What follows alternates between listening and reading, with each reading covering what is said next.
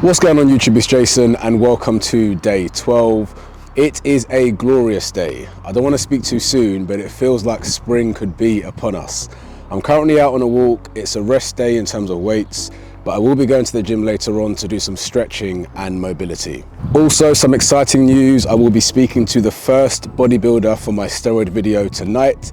He's in South Africa, so I'll be speaking to him at 8 p.m. UK time, and so that video should be out on the weekend. I also wanted to discuss something that's been grabbing the headlines recently, and that is the enhanced games. Essentially, it's like the Olympic Games where people will be paid fairly and also allowed to use performance enhancing drugs. So I'm back home now from what was a lovely walk. I'm about to have meal 3. You probably already know what meal 3 is if you've been watching these daily vlogs. It's not rocket science. Then I want to check in with clients online and then make my way to the gym.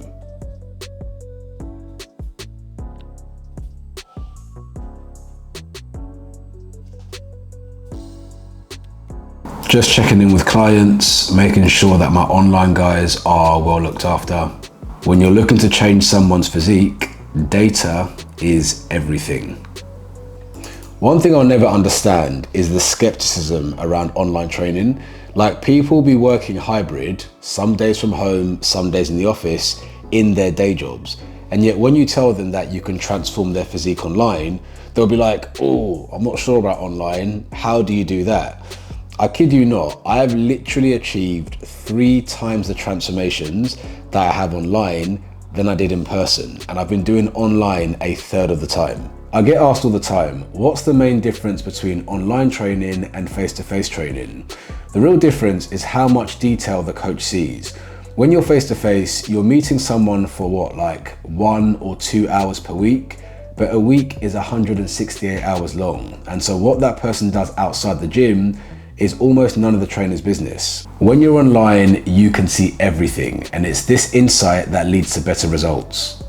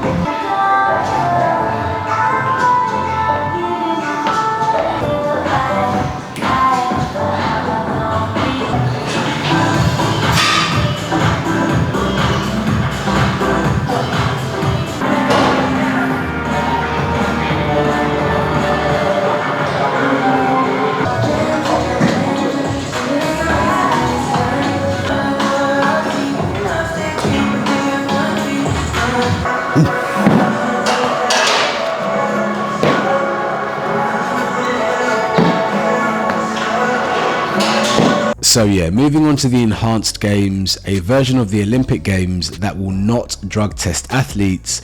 Initially, I thought it was a bit of a hype and a hoax, but the more you look into it, the more you realize that it's actually being backed by venture capitalists. Like, this is a serious thing, and it could be with us as soon as 2025. Athletes from all over the world will be able to compete, and rumors are that if you break a world record in these games, you can win up to $1 million in prize money.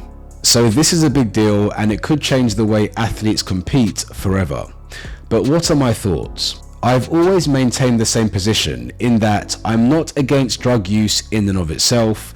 At the end of the day, people are adults. I don't really care what they take or don't take. My main issue is number 1, safety. Most people, particularly with steroids, get their gear from people down the gym. They don't know what's in it, and they don't know how much their body needs to take it safely. And so most people that don't have doctor supervision end up abusing steroids. And number 2, I'm completely against steroid use in natural competition. I think it's unethical that people are getting up and naturally training at 4 a.m. and then someone just takes gear and pips them to the post. But If you could create a competition where people could take steroids openly under the supervision of medical professionals, therefore they don't abuse it, and they wouldn't be taking it against natural athletes, then ultimately I don't really see the problem. Don't forget, steroids are first scientific. They were created in a lab, and what we've seen in recent times, because of their illegality and the black market, is spin-offs of the real thing. Now, this might surprise you, but I'm actually quite looking forward to the enhanced games.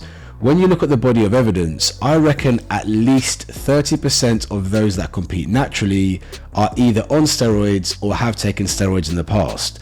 And so with this transparency, we'll actually be able to see what the human body can achieve at the highest level naturally, and what it can achieve with performance enhancing drugs. By all means, let's make it a level playing field either way, and let's see what we can achieve.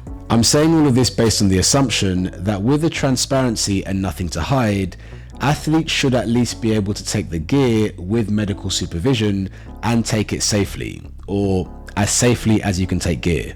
As I said, these drugs were first made in the lab by scientists, so with their support, this could be an exciting experiment. So that is everything. Hope you enjoyed this video. Don't forget to like it if you did. Comment below, let me know what you think of the enhanced games. Do you think it's a good idea? Do you think it's a bad one? Please subscribe to follow me on this journey, and I'll see you again tomorrow.